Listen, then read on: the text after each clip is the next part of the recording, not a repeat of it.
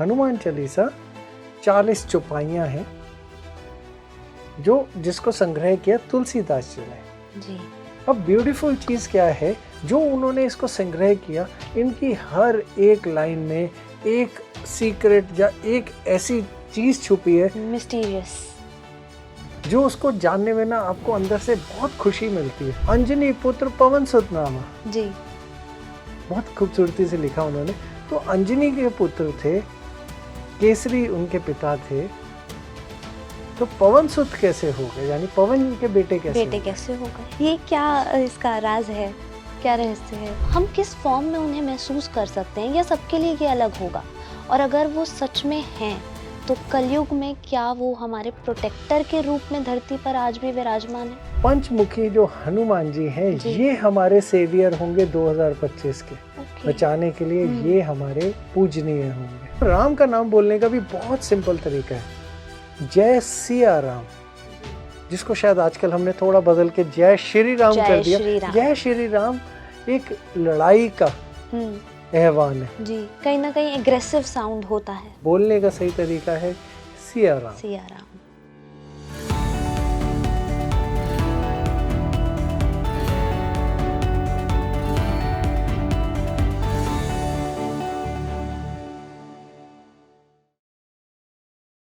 नमस्कार, मैं हूं आपके साथ अशिका और आप देख रहे हैं स्पीकिंग ट्री।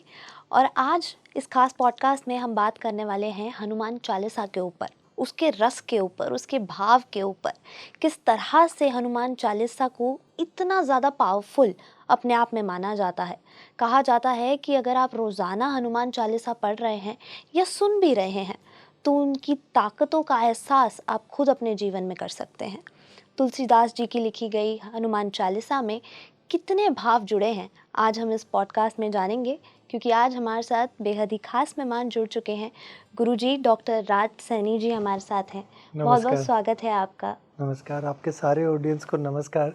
क्योंकि आज एक ऐसा टॉपिक है, अगर कोई गलती हो जाए तो उसके लिए पहले से ही मैं माफ़ी चाहूँगा आप सबसे, क्योंकि मैं अपनी समझ, अपने जो मैंने पढ़ा उनके बारे में, क्योंकि उनके बारे में बोलना भी, और ऐसा है कि सूरज को दीपक दिखाना, इनफैक्ट ये भी बहुत बड़ी बात बोल दी कि दीपक उससे भी कम है अगर हम उनके बारे में बोल रहे हैं। तो हनुमान जी एक ऐसे कैरेक्टर रहे जिनके साथ हम एक तरीके से ना ज़िंदगी में सब बड़े हुए।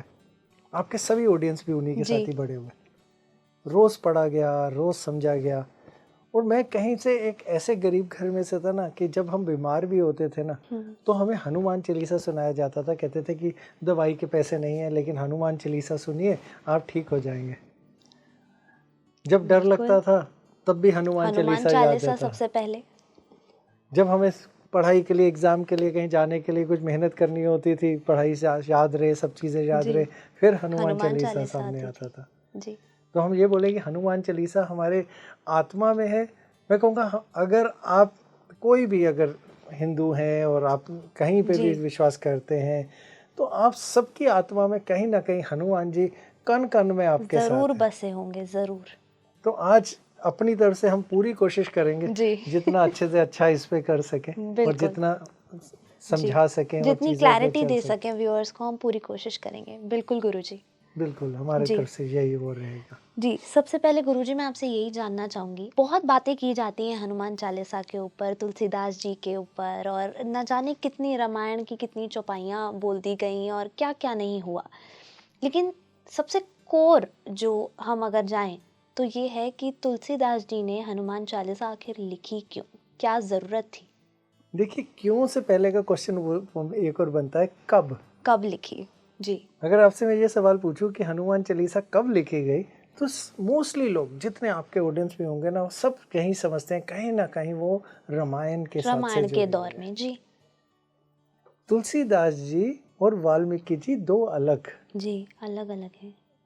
तो तुलसीदास जी जो थे वो अकबर के टाइम में थे, अप्रॉक्सीमेटली अगर हम बोलें तो 500-600 साल पहले। ये तो लेकिन बहुत रीसेंट हो गया। बिल्कुल रीसेंट है।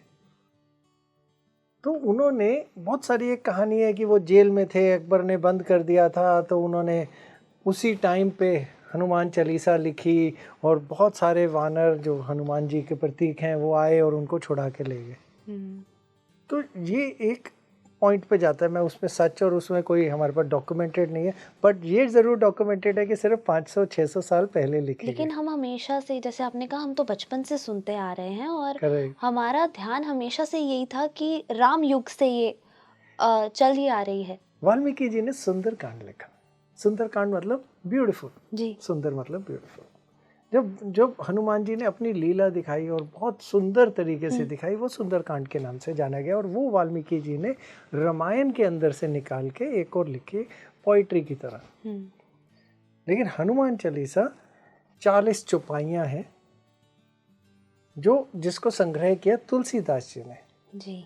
अब ब्यूटीफुल चीज़ क्या है, जो उन्होंने इसको संग्रह किया, इनकी हर एक लाइन में एक सीक्रेट या एक ऐसी चीज़ छुपी है मिस्टीरियस। जो उसको जानने में ना आपको अंदर से बहुत खुशी मिलती है।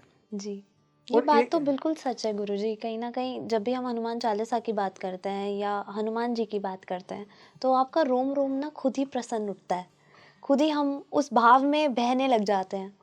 जी, हनुमान जी है ही ऐसे। जी। किसी के भाई हैं, किसी के सखा हैं, किसी के लिए गुरु हैं, जी, पिता रूप में भी पिता देखा रूप जाता में है उनको भी देखते हैं। कोई परेशानी आती है, कहा जाता है वो ऐसे हैं कि बुलाइए वो आएंगे आ और वो जाएंगे। आपके लिए करके जाएंगे।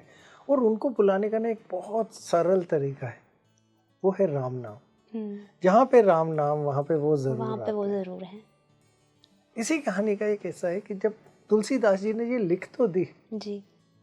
और उन्होंने अपने गुरु से पूछा, मैंने तो लिखी है बट मैं हनुमान जी से नहीं मिल पाया, कोई तो तरीका होगा मैं उनसे मिल पाऊँ।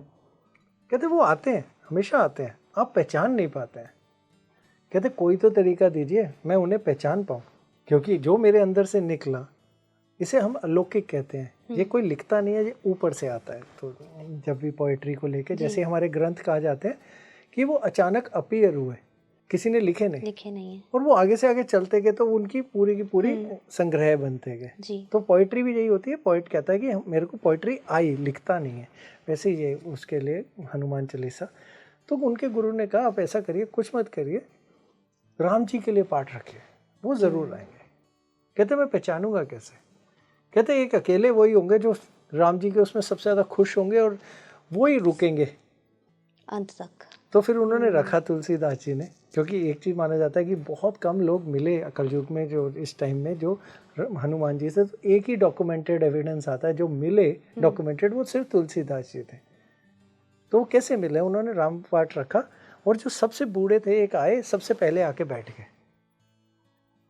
पूरा पाठ चलता रहा, एंड तक वो ही बैठे रहे। तुलसीदास जी ने जाके उनके पैर पकड़ लिए, कहते आप हैं हनुमान जी, आप मेरे साथ। तो उनको उनसे मुलाकात हो गई, मनुष्य रूप में हुई। मनुष्य रूप में। मनुष्य रूप क्या, वो तो अमर है, तो हमेशा वो धरती पे आज भी हैं हमारे साथ। तो एक ही डॉक्यूमेंटेड एविडेंस आता है कि कोई हनुमान जी से श्योरिटी से 100% मिला तो वो तुलसीदास जी थे।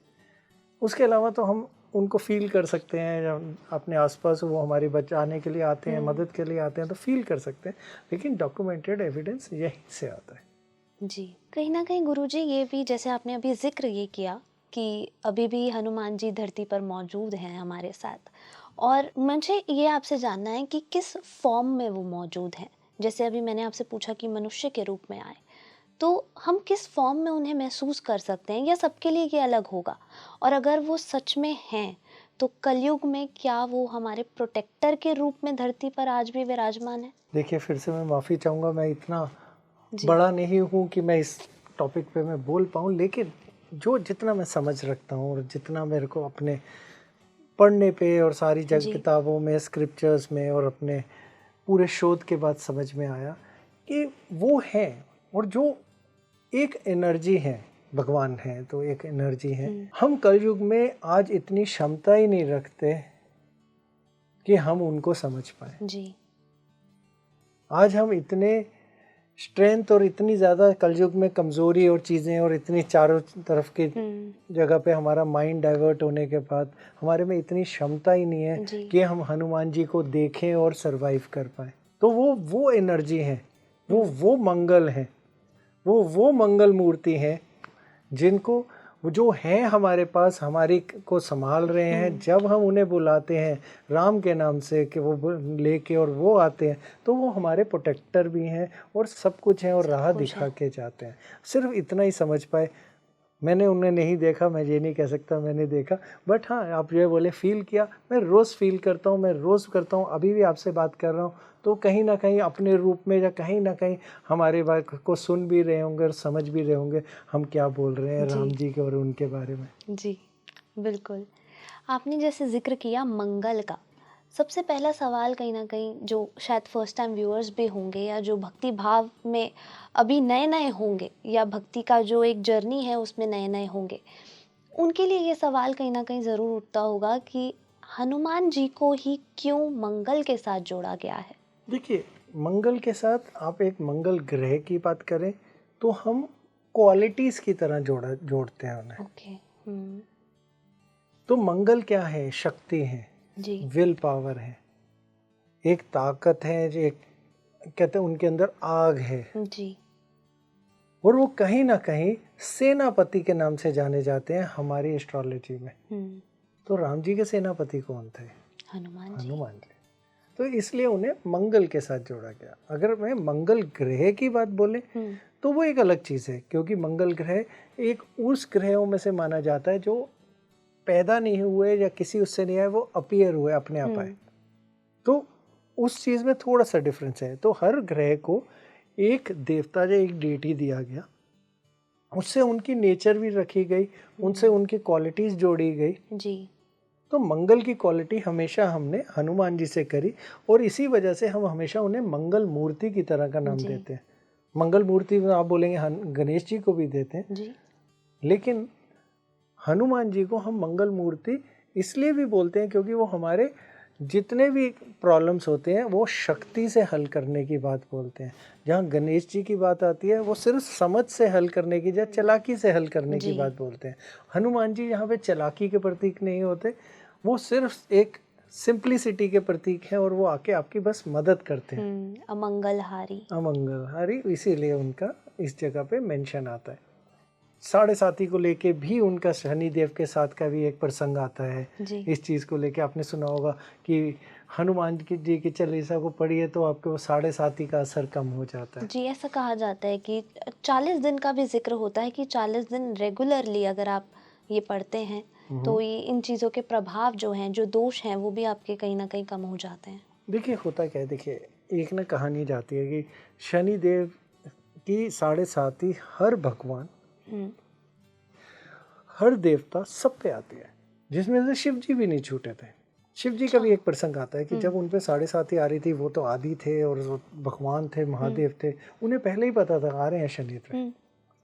उन्होंने कुछ नहीं किया, वो आ रहे थे, उन्होंने फटाफट वहाँ से निकले कैलाश से और जाके हाथी बन के जंगल में छुप गए और एक तालाब के बीच में खड़े हो गए। अब क्योंकि भगवानों का समय हमारे से अलग तरीके से चलता है, कुछ टाइम के बाद वो वापस आए, आके शनिदेव को कहते हैं देखिए शनिदेव आप मेरे पे असर नहीं कर पाए। तो शनिदेव ने उनको यही जवाब दिया कि आप तो महादेव हैं, हाँ। आपको जाके जंगल में छुपना पड़ा, एक जानवर जो सबसे नीच की योनि मानी जाती है उसकी तरह बनना पड़ा, आप सबसे डर रहे थे और एक तरीके से ये आपकी इंसल्ट भी थी कि आप तो महादेव हैं। तो आप क्या सोच रहे हैं आप पे साढ़े साथी का असर नहीं हुआ? यही तो असर था। तो उस पे भी उन पे भी असर हुआ। तो सेम अगर एक का प्रसंग आता है कि हनुमान जी पे भी आए शनिदेव, तो हनुमान जी अपने हमेशा की तरह राम नाम जप रहे थे बैठे हुए जी। आके शनिदेव कहते मैं आ गया हूँ, तुम्हारे पे साढ़े साथी आएगी। हनुमान जी कहते हैं ठीक है आएगी, आपने जो करना करिए, मैं राम नाम जप रहा हूँ। कहते कहाँ बैठूँ? कह रहे जहाँ आपका दिल करे। शनिदेव जाके उनके सर पे बैठ गए। अच्छा। हनुमान जी ने कुछ नहीं किया, एक बहुत बड़ा सा चट्टान जैसा पत्थर उठाया अपने सर पे रख लिया। अब शनिदेव दब गए उसमें। अब शनिदेव कहते मैं दब रहा हूँ, कोई बात नहीं, मैं सिर्फ तुम्हें ढैया में छोड़ दूंगा, यानी 2.5 years 2.5 साल में छोड़ दूंगा, वैसे 7.5 होता है। तो हनुमान जी कहते आपकी मर्जी शनिदेव। फिर दोबारा उन्होंने एक और पत्थर उठाया, एक और ऊपर रख दिया उसके ऊपर। शनिदेव पूरी तरह दब गए। कहते मेरे को जाना है, मेरे को छोड़ दो। तो शनिदेव चले गए। तो साढ़े साथी का भी यही प्रसंग ये कहा जाता है कि जब हनुमान जी का नाम आता है तो शनिदेव भी असर नहीं करते। सिर्फ शनिदेव का नहीं, इधर यम का भी एक प्रयोजन आता है। यमराज। हाँ जी, क्योंकि यमराज ने जब वो हनुमान बने थे, हनु की स्टोरी तो आप सारे जानते ही होंगे। वो जब उसमें प्रसंग आता है, युग शास्त्र योजन पे भानु लीलो ताही मधुर फल जानो, तो वो फल समझ के सूरज को निकलने चले पड़े थे जी। तो इसमें पूरा डिस्टेंस आता है। ये तो आज की डेट में सभी ने जी, दे दिया, अर्थ तो और सन अर्थ का और सन डिस्टेंस। का जी, नासा ने अब बताया, हमें तो पहले से ही पहले पता से ही था। पता था। तो ये उसमें प्रसंग के पॉइंट में आता है। तो उस टाइम जब उन्होंने वो लिया तो इंद्रदेव ने उन पे वज्र से उनकी ठोडी यानी चिन्ह यानी हनु पे वो किया, तो वो टूट गए। तो इसलिए उनका नाम हनुमान पड़ा। जी। और उस टाइम 14 देवताओं ने उन्हें वरदान दिया, जिनमें सूर्य का वरदान था कि मेरा 100वां भाग मेरे पूरे उसका तेज का आपको मिलेगा। यम का वरदान था कि हम जब तक आप खड़े होंगे मैं वहाँ आपकी जान लूंगा, ना ही मैं वहाँ आऊँगा। जी। फिर उसी के आगे का प्रसंग में ये आता है, ब्रह्मा जी ने उन्हें ये वरदान दिया कि आप कोई भी रूप बना सकोगे, छोटा बड़ा कुछ भी, किसी में भी बदल सकोगे। जो भी प्रसंग में आता है, सूक्ष्म रूप धरी, तो सूक्ष्म रूप भी बना सकते थे, बड़ा रूप भी बना सकते थे। भीम रूप धरी तो बड़ा भी बना सकते थे। फिर शिव जी ने ये वरदान दिया, आपके ऊपर कोई वेपन्स काम नहीं करेंगे, कोई भी हथियार काम नहीं करेगा। तो यमराज जी का ये वरदान था। तो यहीं से कहते हैं राम जी की भी एक प्रसंग पॉइंट आता है कि अगर मैं जैसे आपसे पूछूं कि राम जी कब धरती लोक को छोड़ के गए या कब चले गए, तो बहुत लोगों को नहीं पता कहाँ चले गए, कैसे हो गया। कोई सरयू नदी बोलता है, कोई पताल के बारे में बोलता है, बहुत सारी चीजें बोली गई हैं। लेकिन असली पॉइंट जो इसी प्रसंग के साथ से उठ के आता है वो ये था कि जब वो उनका जाने का टाइम आया और हनुमान जी रोज सामने खड़े हो जाते थे, यमदेव आते ही नहीं थे अंदर। तो कोई डेथ आने का या उनके जाने का या आत्मा को उनको ले जाने का समय ही नहीं आ रहा था। थे तो मनुष्य रूप में, ऐसा भी नहीं था। और उनके पास एक ही अवतार थे हमारे नारायण के, जिनके पास कोई भी दिव्य शक्ति नहीं थी, एक नॉर्मल आदमी थे। तो नॉर्मल आदमी को तो एक टाइम पे अपनी जीवन का समाप्ति करनी है और जाना ही जाना है जी। वो तो सर्कल ऑफ लाइफ है। तो वो जाते नहीं थे, क्योंकि यमराज के सामने तो हनुमान जी आगे खड़े हो जाते थे, वो जाएंगे कैसे। तो एक दिन राम जी ने अपनी अंगूठी उठाई और ऐसे फेंक दी। अब प्रसंग के हिसाब से ये आता है, पताल लोक के अंदर एक छोटी सी उसमें फेंक दी झीरी में, एक आता है सरयू नदी में फेंक दी। तो ऐसे 2-3 प्रसंग आते हैं, लेकिन हम पताल वाले को हमेशा एक्यूरेट मानते हैं। और उसके बाद राम जी चले गए सरयू की तरफ को, तो वो पताल छोटे से उसमें फेंकी, वो अंगूठी जाके पताल लोक में गिरी। हनुमान जी उसी टाइम सूक्ष्म रूप बना के सीधा उसमें जंप करके चले गए लाने के लिए। राम जी की अंगूठी थी, वो लेने तो जाएंगे, तो सीधा अंदर गए। जब वो नीचे पहुंचे तो पताल लोक में उन्हें कहते जब पहुंचे तो देखा एक बहुत बड़ा पहाड़ अंगूठियों का बना पड़ा है, और वहाँ पे शेषनाग भी थे। शेषनाग ने पूछा आप किस लिए आए हैं? कहते मैं राम जी की अंगूठी लेने आया हूँ। तो शेषनाग ने कहा इन्हीं जो है अंगूठियाँ पड़ी हैं इन्हीं में से है। तब जाके हमें पता चला, जो इसी के प्रसंग से हमें समझ में आता है कि हम मल्टीवर्स में जी रहे हैं। मूवीज में तो आपने देखा होगा बहुत सारी अर्थ्स हैं, बहुत, लेकिन सबका पताल एक ही जगह जाके रुकता है, पताल एक ही आता है, पताल एक ही। और हम कितने युग जी चुके हैं, कितने राम रहे हैं, और हम कितनी बारी ये पूरा का पूरा साइकिल जी रहे हैं। तो यहाँ से एक उनके बारे में और निकल के आता है। बहुत सारी चीज़ें आती हैं हनुमान जी को लेके। आपने मंगल को लेके पूछा, उसी का मैं आपको एक आगे एक्सटेंशन बताता हूँ। 2025 हमारा मंगल का साल जी, है। मैं उसी पर आने वाली थी। बिल्कुल सारे लोग 2025 क्यों? 9 नंबर है न्यूमरोलॉजिकली। बिल्कुल सही। अब 9 नंबर की एक बहुत बड़ी खासियत है। 9 का पहाड़ा पड़िएगा, उसके किसी भी नंबर का टोटल करेंगे 9 ही बनेगा। 9/1 9 ही है। 18 9 27 9 36 9 45 9 ऐसे सभी का 9 बनता है। तो हर चीज जाके मंगल पे जुड़ती है। इतनी बली पॉइंट आती है। तो जहाँ बली पॉइंट आती है तो उस साल क्या क्या होगा? बहुत सारी चीजें। मंगल हमारे धरती के प्रतीक है। जैसे ही शुरू होने वाला था, मैंने पहले भी एक पॉइंट पे प्रेडिक्ट किया था, देखना धरती हिलनी शुरू होगी। क्योंकि मंगल दूसरे प्रतीक किसके हैं? आग के, फायर। तो इस टाइम क्या क्या हो रहा है? तीसरा किस चीज के है? वायलेंस के। तो जी। कितने अर्थक्वेक आ गए, एक तिब्बत में आ गया, एक जी। जापान में आ गया, सुनामी वार्निंग्स हो चुकी हैं, अभी शुरुआत है। फायर आग भी लग हो गई, गया है। कैलिफोर्निया जी। पूरा जल रहा है, आज भी जल रहा है। फिर उसके अलावा किसके प्रतीक हैं? वायलेंस के प्रतीक हैं। वायलेंस। कंट्रीज में, चीज़ों में वायलेंस का बहुत पीरियड आएगा। तो इसके लिए मैं एक ही चीज़ सबको आग्रह करूँगा, हनुमान चालीसा को समझिए। हनुमान जी का साथ है, कोई विपदा नहीं आएगी। लेकिन उनको गुरुजी समझिए। कहीं ना कहीं जैसे आपने बताया, जैसे यम के साथ आपने जब हनुमान जी का ये जिक्र किया, तो हर कोई अगर हनुमान चालीसा कर रहा है धरती पर, हर कोई रोजाना उसका जाप करता है, राम नाम का जाप कर रहा है, तो ऐसे तो कभी किसी की मृत्यु होगी ही नहीं। देखिए, ये ना एक लाइफ साइकिल है। अगर ऐसे मृत्यु नहीं होनी होती तो राम जी भी नहीं जाते ना। हम्म, नारायण तो इतने सारे अवतारों में आ गए, कृष्ण भी ना जाते। लेकिन सब हनुमान चालीसा थोड़ी पढ़ रहे थे। उनको पढ़ने की क्या जरूरत थी? हाँ। उनके साथ तो हनुमान जी थे। तो अंत तो है, हर चीज का है, हर युग का है, हर मनुष्य का है, हर चीज का अंत है। तभी तो युग खत्म होंगे तो अगला शुरू होगा। तो ये कहना कि वो मेरे को मृत्यु से बचाएंगे, मृत्यु से नहीं बचाएंगे। मैंने शब्द यूज किया, संकट से बचाएंगे। संकट मोचन जी। तो अगर वो संकट से बचाएंगे तो संकट का मतलब होता है आकस्मिक, यानी अचानक आने वाली चीज। जी।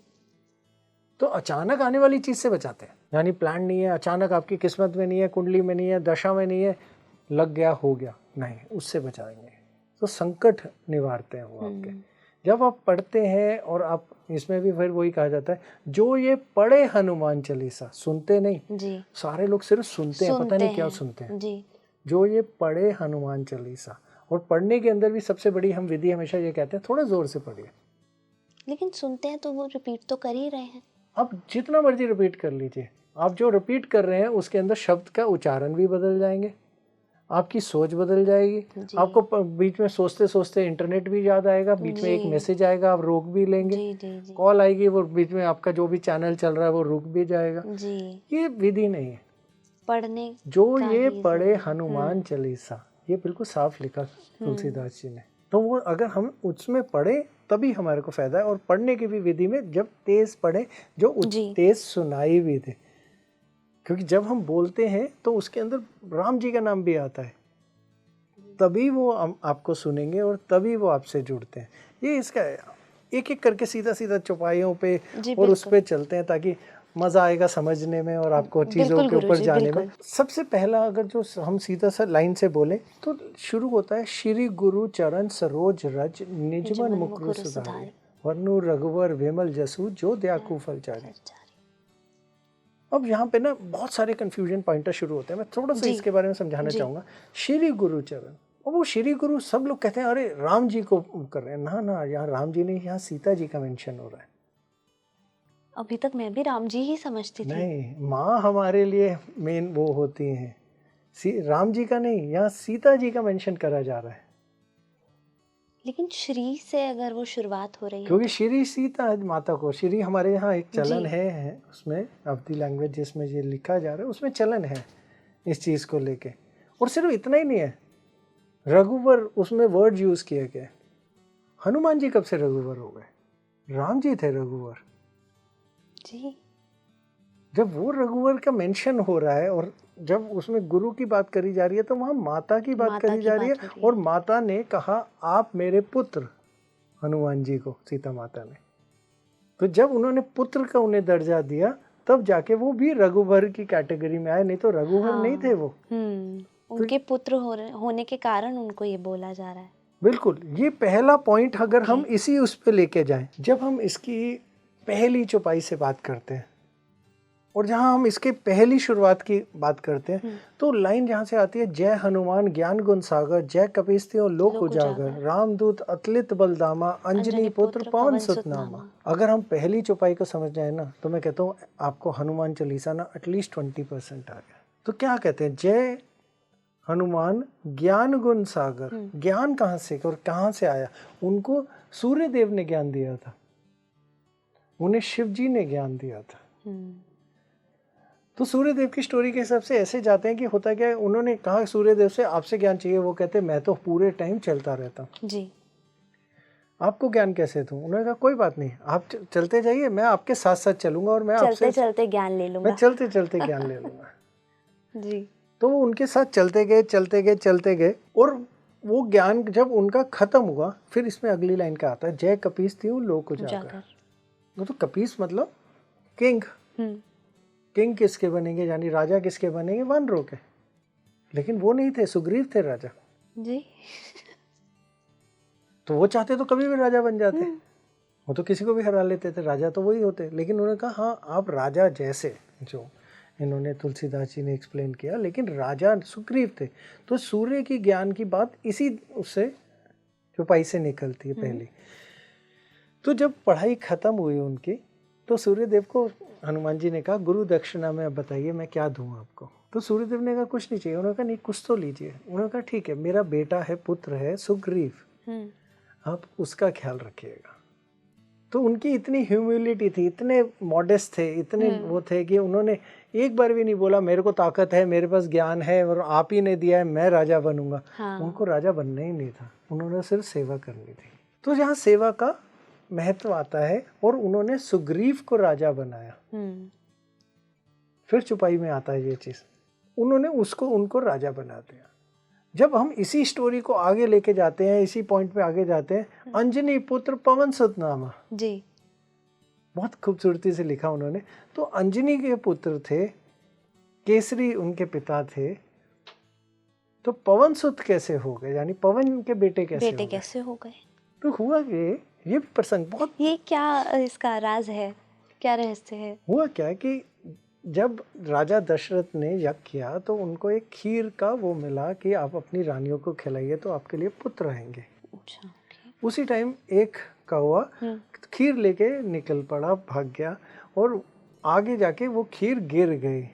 उसी टाइम माता अंजनी भी तपस्या कर रही थी, तो पवन देव ने वो खीर उठा के माता अंजनी को दी। माता अंजनी भी पुत्र की प्राप्ति के लिए पूजा कर रही थी। तो वो खीर का जो अंश उन्हें भी मिल गया, और जिससे हनुमान जी पैदा हुए, तो इसलिए पवन देव को भी उनका पिता के समान माना जाता है। इसलिए पवन, नहीं तो पवन होना ही नहीं चाहिए, ऐसे हिसाब से नहीं था। तो ये इसके अंदर बड़ा खूबसूरत तरीके से समझाया गया, और तुलसीदास जी ने जिस तरीके से बांधा है इस सारे हर चौपाई को एक से आगे एक, ये उसकी एक बहुत बड़ी खूबसूरती है। बहुत सुंदर रस इसमें आ जाता है। इसमें ना एक छोटा सा कॉम्बिनेशन ना, क्योंकि एस्ट्रोलॉजर हूँ तो एस्ट्रोलॉजर के बेस में इसमें जुपिटर का भी आता है, बृहस्पति का। बृहस्पति जब अंजनी माता इस जन्म से पहले अप्सरा थी, तो अचानक बृहस्पति देव ने उन्हें वरदान दिया पुत्र का। तो अप्सराओं को तो पुत्र हो नहीं सकता था जी। तो फिर उनको बाद में अपनी गलती रियलाइज हुई, लेकिन क्योंकि बृहस्पति का वरदान था तो टल नहीं सकता था। तो ये वरदान गलती से दिया गया था? उन्होंने तो उनके लिए अच्छे से दिया था, लेकिन अप्सरा थी, अप्सरा पुत्र नहीं हो सकता था। मतलब उन्हें ध्यान नहीं रहा और उन्होंने वरदान दे दिया। फिर वो जन्म लेके अंजनी बनी। तो ऐसे करके इनके साथ में आगे चले। इससे अगली चौपाई आती है, महावीर विक्रम बजरंगी, कुमति निवार सुमति के संगी, कंचन वरण विराट सुवेशा, कानन कुंडल कुंचित केसा जी। अब यहाँ पे कानन कुंडल की बात आती है उनके जी। तो कुंडल आए कहाँ से? जो बाली थे वो, उनको पता चल गया कि ये मेरी मृत्यु का कारण बनेंगे। हनुमान जी इंद्रदेव के बेटे थे बाली। उन्होंने पहले ही, उनको पता चल गया, उन्होंने कहा इसको बर्थ होने से पहले हम खत्म करते हैं। तो उन्होंने जहर दिया अंजनी माता को, जहर जाके सीधा हनुमान जी के पेट में चले गया। उसमें उन्होंने 5 तत्व मिक्स किए थे, और जो 5 मेटल मिक्स किए, क्योंकि वो हनुमान जी थे, वो तो शिव रूप थे जी। तो वो सारे के सारे उनके कुंडल बन के, उनके 5 तत्व से वो बन के, जब वो पैदा हुए तो वो पहन के पैदा हुए। अरे वाह। तो जहाँ जाके उसके बारे में एक स्टोरी आती है। उसी के अंदर एक छोटा सा और है, जहाँ पे पंचमुखी हनुमान जी का भी मेंशन आता है। ब्रह्मा जी तपस्या कर रहे थे, कमंडल रखते थे जैसे सारे ही रखते हैं, तो वो तपस्या कर रहे थे, तो अचानक कमंडल गिर गया उनसे। कमंडल में से एक राक्षस कलंतन नाम का निकल गया और वो पाताल लोक चले गया। तो हनुमान जी ढूंढते हुए एक जगह दूसरी जगह उसके लिए गए ब्रह्मा जी के कहने पे। तो आखिरी में एक दिन वो मिला, तो वो सूक्ष्म रूप होके पेट में चले गए। तब नारायण ने उन्हें बोला कि देखिए आपके पेट में हनुमान जी हैं, अगर वो एकदम बड़े हो गए तो आप खत्म हो जाएंगे, तो आप वापस कमंडल में आ जाइए। तो वो वापस आ गए। तो उतनी देर में वो कई लोक खा गया था, तो उसने जल्दी पैदा होने की वजह से। तो जो ये पाताल लोक का जब मेंशन आता है ना, तो यहाँ पे अहि रावण का आता है कि राम जी को लेके अहि रावण चले गया पाताल लोक।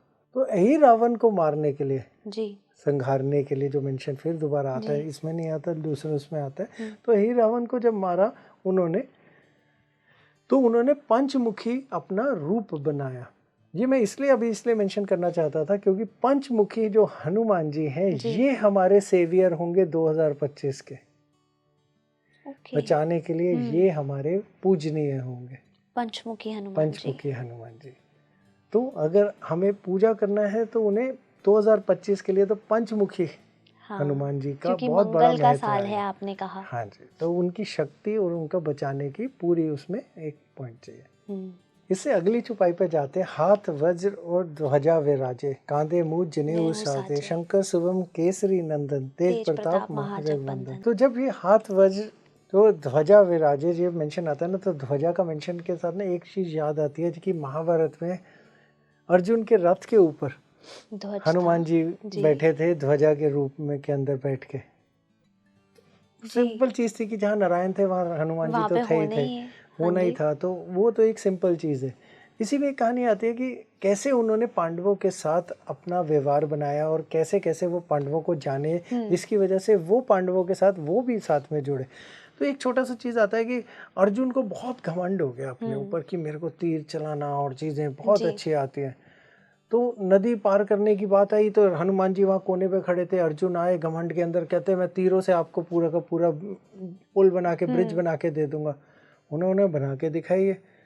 अर्जुन ने 3 छोड़े, पूरा का पूरा ब्रिज बना। हनुमान जी उस पर पहला कदम रखा, वो टूट गया। अर्जुन को मजाक उड़ाया, उन्होंने कहा देखिए मैं बनाऊंगा, अब अगर मेरा टूट गया और चीज़ हो गई तो मैं अपनी जान ले लूँगा, क्योंकि मैं इतना बड़ा धनुर्धारी हूँ। जोश में हमेशा अर्जुन जैसे बोलते थे, उन्होंने बोल दिया। तो फिर दोबारा उन्होंने ब्रिज बनाया। इस बार कृष्ण को पता था कि अर्जुन तो जान ले लेगा अपनी। हाँ। तो उधर से दूसरी साइड से कृष्ण जी ने पैर रख लिया। हनुमान जी चढ़े, ब्रिज नहीं टूटा, पार हो गए। उन्होंने आके बोला कृष्ण से ये क्या किया? कहते देखिए अगर आपके करने से और आप हमारी जो पूरी लीला को ही खत्म कर देंगे तो हमारा तो पूरा का पूरा चीज ही खत्म हो जाएगी। सेम कहते वहां से भी कहते रामायण में के से भी जुड़ता हुआ एक प्रसंग इससे निकलता है कि रावण ने एक बार ललकार लिया हनुमान को, आओ एक एक करके हम लड़ेंगे, एक हाथ मैं मारूंगा, एक हाथ तुम मारोगे। आमने सामने होते। तो हनुमान जी ने कहा ठीक है, मेरे को कोई परेशानी नहीं है, एक हाथ पहले लेकिन आप मारिए। उन्होंने कहा नहीं पहले आप मारिए। हनुमान को बोला मैं तो रावण हूँ। उधर से पीछे से उन्होंने समझाना शुरू किया भगवानों ने, आप मत करिए क्योंकि आपका एक मारने से रावण तो खत्म हो जाएगा। तो ये पूरी की पूरी जो राम जी की लीला और जो जिसके लिए राम जी का जन्म हुआ वो सारे पर्पस ही खत्म हो जाएंगे। तो आप ऐसे कुछ भी नहीं करेंगे। सेम भीम के लिए भी आता है कि भीम को लेके कहते वो बहुत क्लोज हो गए थे, क्योंकि एक बार लेटे हुए थे बूढ़े बन के, तो उन्होंने कहा मेरी पूंछ को उठाइए, आप निकल जाइए। भीम ने कहा मैं तो भीम हूँ, कोई बात नहीं। वो उनकी पूंछ भी नहीं उठा पाया, तो उसने माफ़ी मांगी, समझा। तो उसने कहा ठीक है, आप कभी भी ज़रूरत पड़ेगी मेरे को बुलाना, मैं आऊँगा। और साथ में एक वरदान दिया कि जब भीम चिल्लाएगा तो उसके डर से पता नहीं कितने लोग मर जाएंगे, सिर्फ चिल्लाने से। तो ये वरदान उनको दिया। तो महाभारत के अंदर जब भी भीम चिल्लाता है तो बहुत सारी सेना मर जाती है उसके डर से। ये महाभारत के अंदर कई बार आता है जी। तो कि भीम चिल्लाता है तो उसे आवाज़ को ताकत दी। उसके अलावा उन्होंने बोला कि अब कैसे करें, तो उन्होंने कहा एक परशुराम जी हैं, उनसे आप बात करो। परशुराम ने कहा कि अगर वो आपको वो देंगे ताकत और थोड़ी शक्ति प्रदान करेंगे तो हमें आपके साथ का सपोर्ट मिल जाएगा। तो उन्होंने भीम ने बोला कि मैं तो भागूंगा। उन्होंने ये था शर्त कि परशुराम का मैंने तुम्हें पकड़ लिया तो मैं तुम्हें वहीं मार दूंगा। भीम ने कहा ठीक है, पर अब मैं कैसे बचूं, मैं तो थोड़ा भी भागूंगा, आप पकड़ लेंगे ये। तो उन्होंने हनुमान जी का बुलाया कि मदद करिए। हनुमान जी ने यहाँ कुंदन के केसा यानी बालों का भी वो आता है, तो उन्होंने अपने बाल तोड़ के भीम को पकड़ा दिया। उन्होंने कहा आप बस थोड़ी थोड़ी देर में ना बाल मेरे ज़मीन पे फेंकते जाना, जब जब आप भागते जाओगे आपको कुछ नहीं होगा, आप चलिए।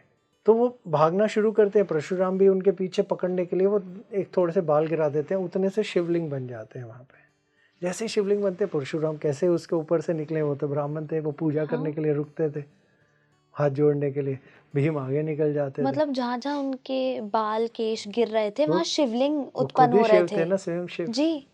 तो वो बनते गए। तो ऐसे भीम भागते गए, लेकिन आखिरी में जाके उन्होंने लाइन पार करी, तब तक उनके सारे केश खत्म हो गए थे। परशुराम जी ने आके पकड़ लिया, तब हनुमान जी फिर बचाने आए बीच में, कहते देखिए भीम पूरा पार कर गया, सिर्फ उसका एक पैर बाहर है, आपको काटना है एक पैर काट दीजिए। आप न्याय की बात करिए ना, कि एक क्षत्रिय को मारना है तो आप मार दीजिए ऐसे पॉइंट को लेके, नहीं तो वरदान देना है तो वो वरदान दे दीजिए।